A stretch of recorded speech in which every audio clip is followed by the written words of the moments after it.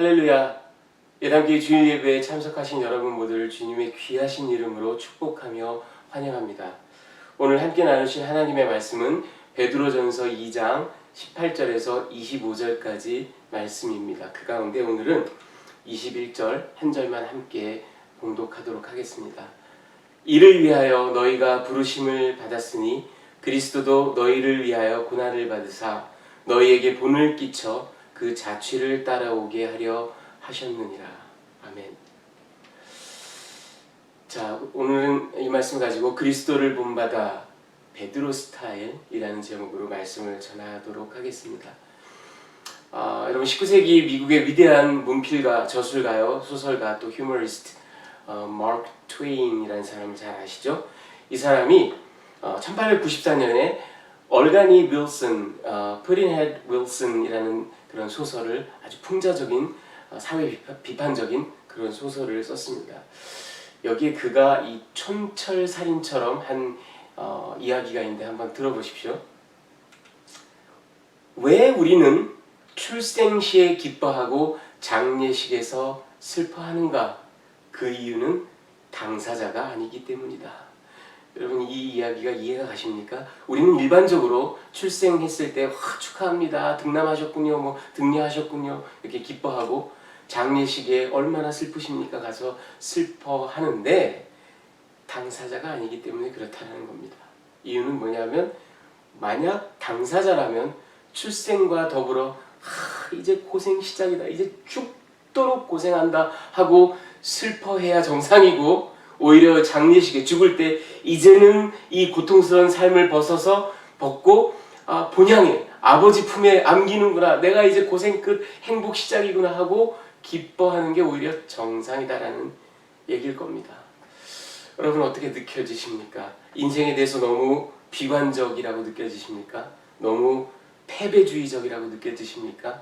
너무 염세적이라고 느껴지십니까? 오늘 베드로는 인생에 대해서 뭐라고 얘기할까요? 자, 여러분 오늘의 본문을 보면 첫 번째 18절부터 20절까지 순종함으로 고난을 참고, 사도 베드로가 사환들아, 종들아, slaves 하고 이야기를 하는데, 여러분 우리가 종, slaves, 노예를 들으면 일반적으로 19세기 미국의 그 남부의 흑인 노예, 정말 모진 고통을 받았던 그 노예들을 일반적으로 떠올립니다. 하지만 여러분 그레코 로만 시대, 제정시대 로마에 있어서 노예 제도는 물론 그 가운데는 아주 혹독한 노역을 한 사람들도 있지만 모두가 그랬던 게 아닙니다.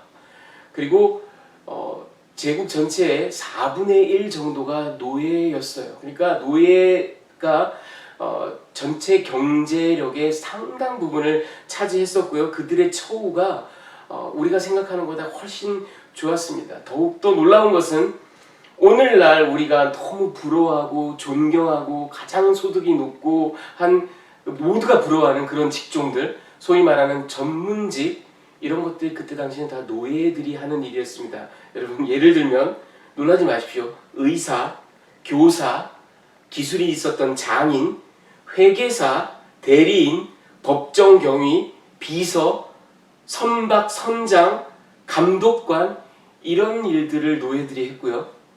노예들이 노예를 부리기도 했고요. 저들은 거개가 다 30살 즈음에 해방이 되어서 완전한 로마 시민으로 편입이 됐습니다. 따라서 이 당시의 노예들은 제가 보건대 우리가 일반적으로 생각하는 19세기 미국 남부의 흑인 노예에 가깝다기보다는 오히려 20세기, 21세기 여러 가지 그 노사 관계에 얽혀 있는 전문직 종사자든 블루칼라든 육체 노동자든 정신 노동자든 오늘날의 계약 관계 가운데 노동을 하는 그런 노동자들에 오히려 더 가깝다라고 볼 수 있습니다.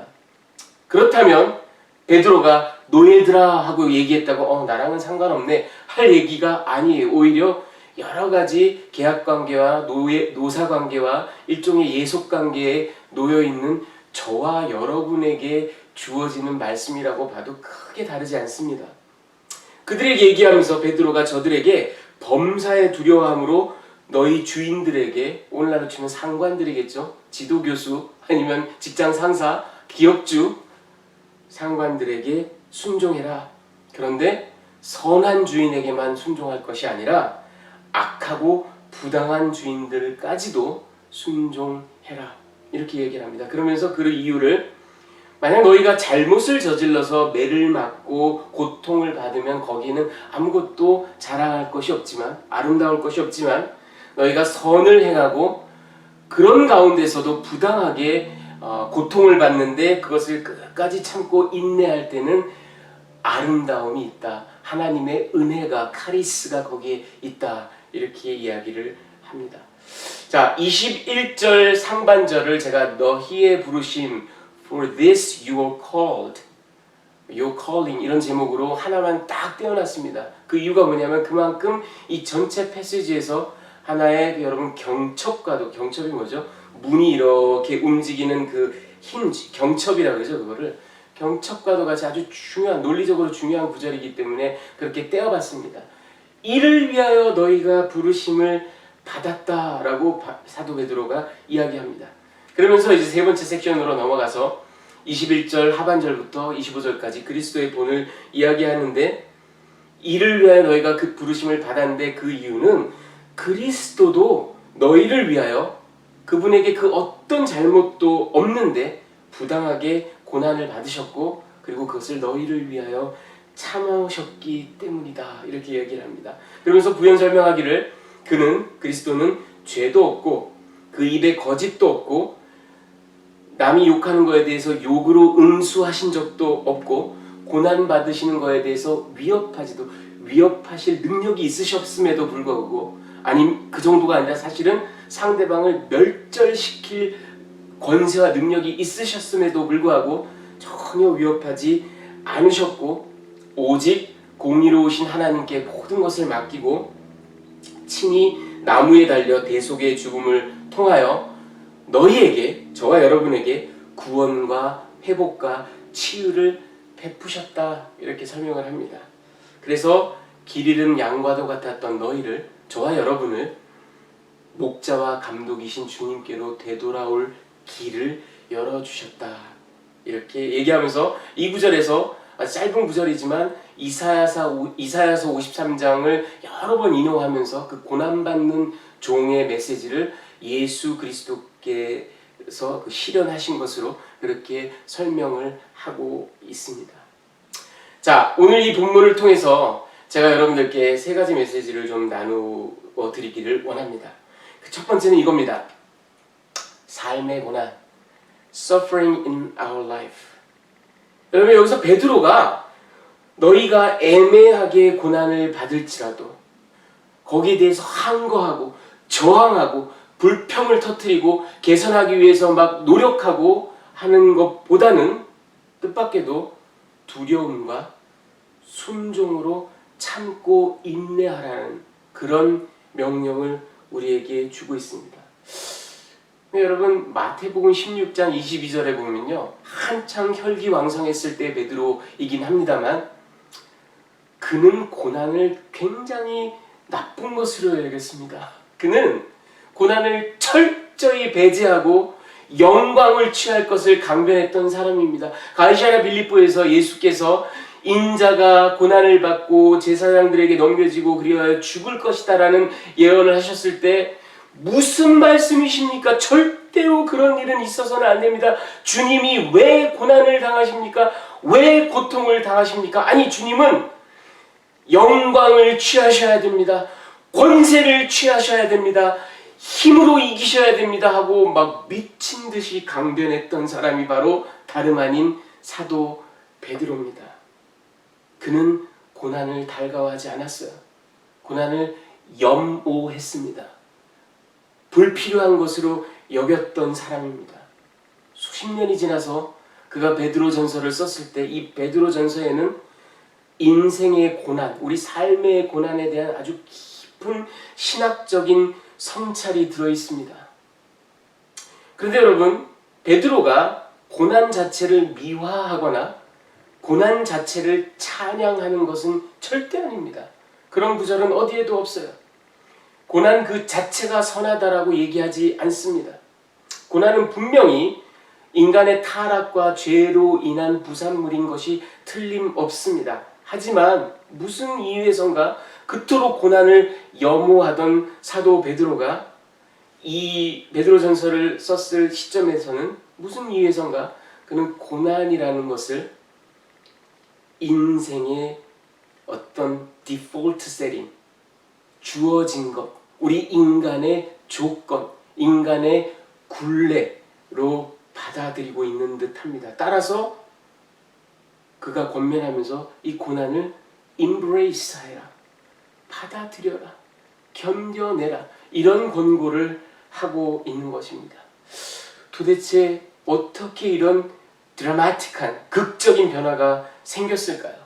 그것은 바로 그가 예수라는 사건, 예수 십자가, 예수 부활 승천이라는 이 어마어마한 사건을 경험한 이후 예수라는 렌즈를 끼고 인생을 바라봤기 때문입니다. 여러분, 이게 우리에게도 주는 바가 메시지가 있습니다. 여러분, 우리가 인정하다시피 우리 인생은 고난의 연속입니다.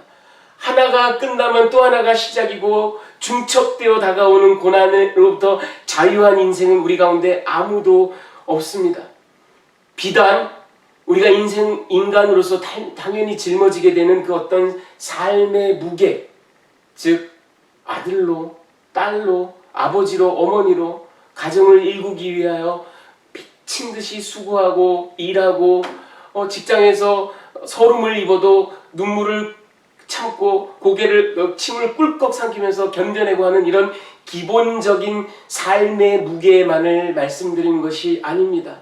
그것만으로도 힘든데 정말 심심치 않게 우리 가운데 퍽퍽 터지는 일들, 내가 하지도 않은 말을 했다 그러고 내가 하지도 않은 행동을 했다 그러고 억울한 일, 억울한 가십을 당하고 억울한 비방을 듣기도 하고 오해받기도 하고 몇만 명, 몇십만 명 가운데 하나 걸리는 희귀한 병에 걸리기도 하고 수술대 위에 눕기도 하고 신체의 일부를 잘라내기도 하고 암을 투병하기도 하고 관계가 망가지기도 하고 사업이 무너지기도 하고 여러분, 우리 인생은 끊임없는 고난의 연속입니다. 그 가운데는 억울하고 분통 터지는 일도 너무나 많습니다. 오늘 사도 베드로는 뭐라고 얘기합니까? 이 삶의 고난에 대해서 무엇이라고 얘기하고 있습니까? 자, 여러분, 두 번째로 그 이야기를 제가 계속 할 텐데, 두 번째로 제가 특별히 주목하고 싶은 것은 예수님을 우리의 본으로 삼아라. 네, 제가 제목을 예수님 나의 땡땡이 글자 이렇게 붙여봤습니다. 이게 무슨 소린가 하실 텐데요.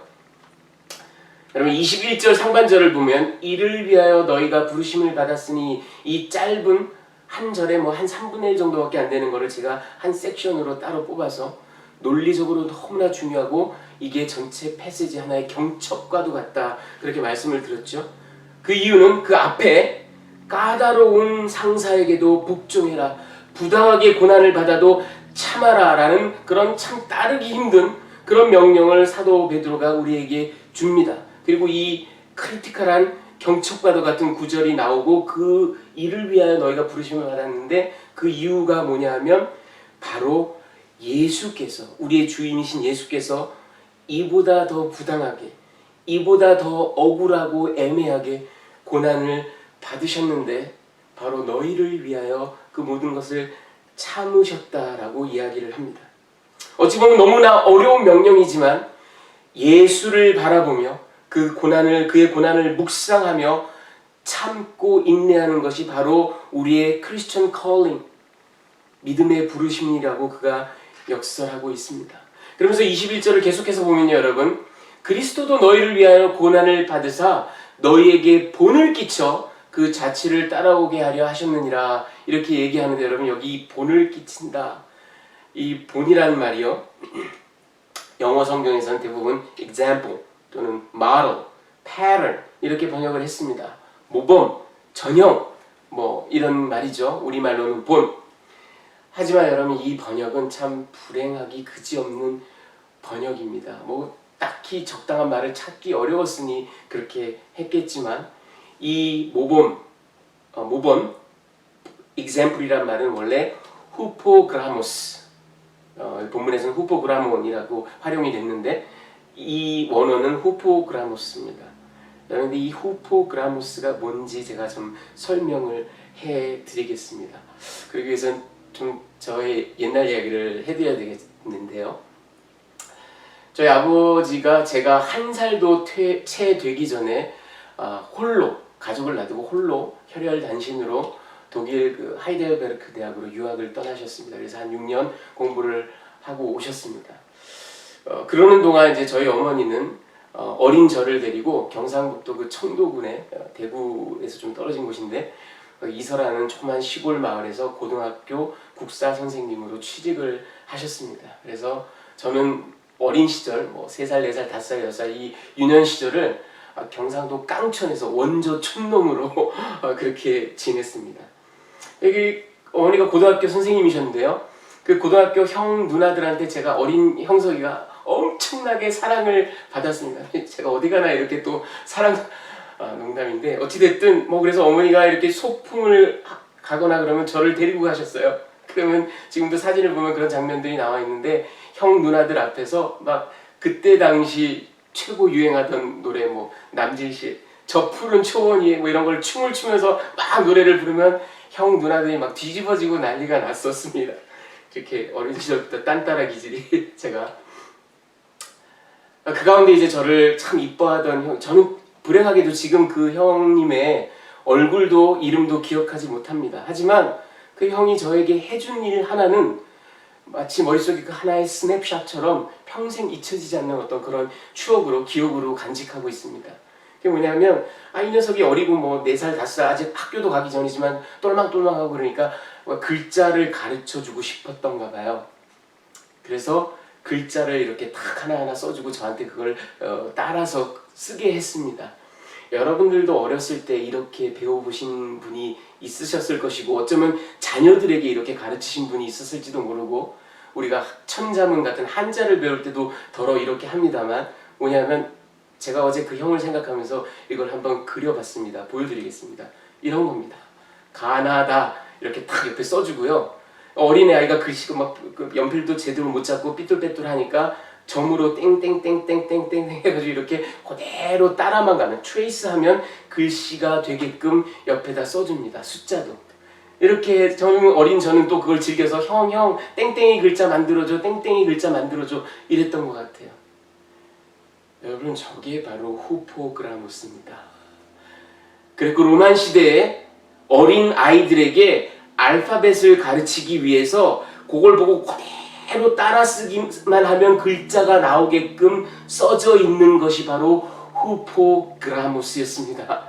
사도 베드로가 지금 저와 여러분에게 신자들에게 그리스도를 너희의 후포그라모스로 삼아라.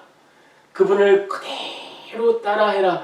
이렇게 얘기하고 있는 겁니다. 여러분 이거는 저 멀리 반짝반짝 빛나는 별과도 같은 어떤 model, pattern, example, 찬란하게 빛나는 어떤 예수님의 형상, 내가 저거를 따라가야지, 똑같이 하도록 노력해봐야지 이런 정도가 아니라 그 위에 그대로 대고 복제를 할 만큼 정확하게 따라가는 후포그라모스로 예수를 삼아라 그런 이야기를 하고 있습니다. 예수님 그래서 제가 나의 땡땡이 글자 이렇게 이름을 붙여놨어요. 자 여러분 그러면 이제 본격적으로 아주 중요하게 그렇다면 우리가 본받을 바로 그 점이 무엇인가? 여러분 여기서 질문할 수 있어요. 우리가 아까 본 그 후포그라모스라는 건 그대로 복제를 해내는 겁니다. 하지만 여러분 현실적으로 우리가 예수님을 복제해낼 능력이 있습니까? 우리가 일반적으로 예수님을 본받는다. 토마스 아켄피스의 The Imitation of Christ라는 그 위대한 저서도 있는데 예수님을 본받아, 그리스도를 본받아. 우리가 그리스도의 성품을 본받기를 원합니다. 하지만 여러분 딱 깨놓고 한번 얘기해 봅시다. 우리가 제 아무리 노력한들 예수 그리스도의 그 낮아지심, 예수 그리스도의 그 겸비해지심, 그분의 그 온유함, 그분의 그 자비, 긍휼, 사랑 도저히 흉내낼 수 없습니다. 우리가 평생을 들여 노력하는 것이 우리의 삶인 것은 사실이지만 우리 가운데 그 누구도 예수님의 성품을 내가 복제해내었다라고 말할 수 있는 사람은 아무도 없어요. 미션 임파서블이에요. 여러분, 우리가 예수님을 본받는데 예수님의 능력을 본받기를 원합니까? 물론 우리가 성령 충만하고 철야기도 하고 하나님을 사모하고 그러면 놀라운 능력이 발휘될 수도 있지만 어떻게 예수님의 능력을 복제하겠습니까? 따라하겠습니까? 예수님은 하나님의 아들이시고 그분은 요한복음에 보면 하나님께서 성령을 limitless, 무제한으로 부어주신 분입니다. 어떻게 우리가 예수 그리스도의 능력을 감히 따라하겠습니까? 그렇다면 이 후포그라모스를 어떻게 이해해야 될까요? 어떻게 우리가 복제를 합니까? 그대로 따라합니까? 도저히 안 되는데. 여러분, 베드로의 본문의 핵심은 그게 아닙니다. 잘 읽어보면 그게 아니에요, 여러분. 물론 우리가 평생을 통해 예수님의 성품, 예수님의 능력, 예수님의 행동을 따라하기를 소원합니다. 재론의 여지가 없습니다. 그러나 질적으로 우리는 근처에도 갈 수 없습니다. 하지만 베드로가 말하는 바 오늘의 텍스트의 핵심은 우리가 따라할 수 있는 것이 있습니다. 복제할 수 있는 것이 있습니다. 그게 뭐냐? 여러분 21절을 계속해서 봉독해 드리겠습니다. 이를 위하여 너희가 부르심을 받았으니 그리스도도 너희를 위하여 고난을 받으사 너희에게 본 후포그라모스를 끼쳐 그 자취를 따라오게 하려 하셨느니라. 22절 그는 죄를 범하지 아니하시고 그 입에 거짓도 없으시며 욕을 당하시되 맞대어 욕하지 아니하시고 고난을 당하시되 위협하지 아니하시고 오직 공의로 심판하시는 이에게 부탁하시며 친히 나무에 달려 그 몸으로 우리 죄를 담당하셨으니. 여러분, 핵심은 이겁니다. 베드로가 앞에 우리에게 주었던 명령처럼 너희가 애매히 고난을 받아도 참고 인내해라. 왜? 그리스도가 이런 삶을 사셨다. 이게 논리적인 연결입니다. 다시 말하면 우리가 그의 성품도 따르길 원하고 능력도 따르길 원하지만 질적으로 근처에도 갈 수 없어요. 하지만 그가 애매히 부당하게 억울하게 고난을 받으셨지만 끝끝내 참으셨다라는 것은 너희도 따라 할 수 있다라는 겁니다. 여러분 아시겠어요? 우리가 본받아야 할 바로 그 점은 특별히 이 본문에서 예수님이 당하신 고난의 특징입니다. 그리고 그것을 견뎌내신 예수님의 그 모범을 말하고 있는 겁니다. 여러분 조지 맥도날드라는 사람이 있습니다. 스코틀랜드의 19세기의 위대한 시인이요 작가요 목사였습니다. 이 사람이 한 이야기를 들어보십시오. 하나님의 아들은 죽기까지 고난받으셨는데 이는 인간의 고난이 그치게 하기 위함이 아니라 인간도 예수처럼 고난받게 하기 위함이다. 같은 이야기를 하고 있습니다. 예수께서 고난받으셨는데 그가 부당하게 고난받으셨습니다. 그럼에도 참으셨습니다. 너희도 부당하게 고난받을지라도 예수를 바라보고 그를 후포그라모스로 삼아서 참고 인내하라라는 이야기입니다. 여러분 이것이 고난을 미화하거나 고난을 찬양하는 이야기가 절대 아닙니다. 고난은 아까도 말씀드린 것처럼 그 고통은 우리 인생의 고통, 갈등, 질병, 반목, 불화 이 모든 것들은 사실은 아담 이후에 인간의 타락과 범죄로 인하여 생겨난 그런 어떤 인생의 조건들이라고 말할 수 있어요. 그 자체가 선한 것은 결코 아닙니다. 다만 우리의 존재로 우리의 조건으로 그렇게 우리와 더불어 살고 있는데 놀라운 것은 우리의 하나님께서는 그 자체가 선하지 않은 악의 부산물일지라도 그것을 들어 사용하셔서 하나님의 구속의 계획, 하나님의 구원의 계획에 거룩한 도구로 사용하신다는 겁니다. 그래서 우리를 성화시키는 도구로 사용하신다라는 겁니다. 여러분, C.S. 루이스가 1944년에 어떤 직장 신우회에서 Q&A를 한 것을 제가 지난 주간에 읽었습니다. 거기 아주 재미있는, 아주 통찰력 있는, 그리고 또 어떻게 들으면 굉장히 우리를 불편하게 만드는 그런 비유를 그가 하고 있습니다. 그 Q&A에서 루이스가 우리 인생에 고통이 있을 수밖에 없다는 것을 이야기합니다. 그리고 때로는 하나님께서 우리에게 그 고통을 주신다라고, 우리에게 편안함을 제거하고 고통 가운데로 우리를 내모신다라는 것을 그가 이야기합니다. 그러면서 이 고난이 하나님의 디자인, 하나님이 사용하시는 거라는 것을 우리가 교리적으로 들을 때 우리에게 불편한, 가혹한, 도망가고 싶은, 염오할 만한 그런 교리라고 느껴지십니까? 라고 반문하면서 그렇지 않다라고 이야기합니다. 그러면서 그가 기가 막힌 비유를 해요.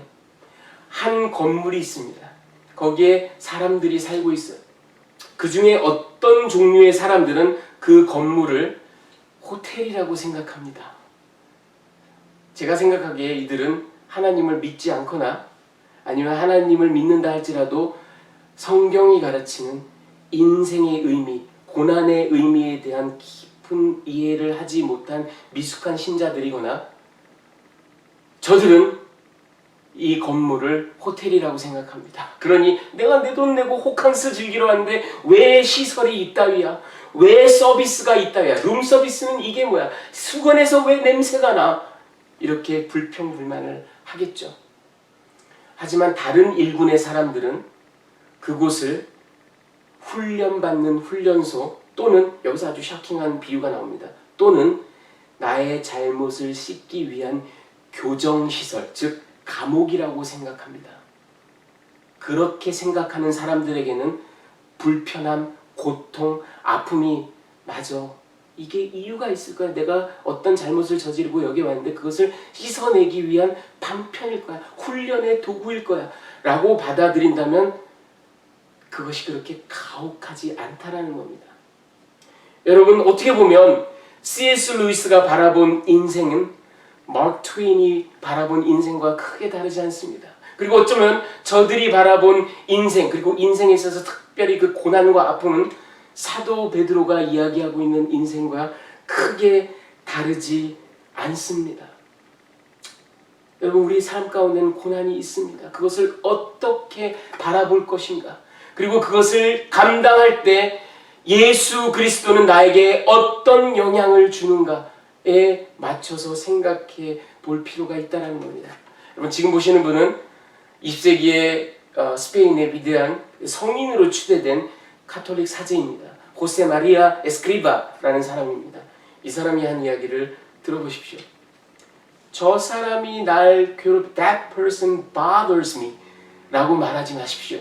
그 대신 저 사람이 날 성화시킨다. That person sanctifies me 라고 생각하십시오. 여러분, 이 이야기가 어떻게 다가오십니까? 여러분을 우울하게 만듭니까? 여러분을 불편하게 만듭니까? 아니요. 저는 여러분 이 말씀을 묵상하면서 말할 수 없는 해방감, 말할 수 없는 자유로움, 말할 수 없는 기쁨을 누렸습니다. 아, 제 인생이 make sense. 그랬구나. 그래서 그런 고통이 있었고, 그런 아픔이 있었고, 좌절이 있었고, 때때로는 그렇게 억울하고 분통 터지는 일들이 있었구나. 여러분, 우리가 고난을 당할 때마다 내가 무슨 잘못을 저질러서 지금 벌 받고 있나? 뭐 그럴 수도 있어요. 하나님께서 우리를 징계하시기도 합니다. 하지만 모든 게 그런 게 아니에요.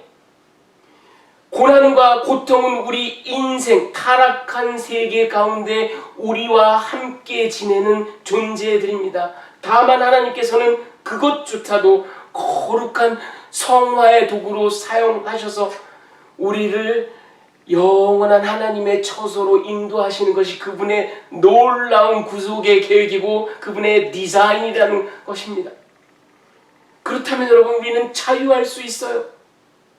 이 고난이 내가 예수 그리스도를 바라보고 그의 고난을 묵상하고 그를 후포그라모스로 삼아서 그분도 견뎌내신 것처럼 애매하지만, 부당하지만, 억울하지만 나도 주님을 쫓아 견뎌보리라 함으로써 오히려 고난에 당당히 맞설 수 있고, 그 가운데 좌절하지 않고 하나님의 신실하심을 붙들 수 있고, 자유롭게 당당하게 이 고난으로 점철된 인생길을 살아갈 수 있다는 겁니다. 여러분, 이것이 그리스도를 본받아 베드로 스타일입니다.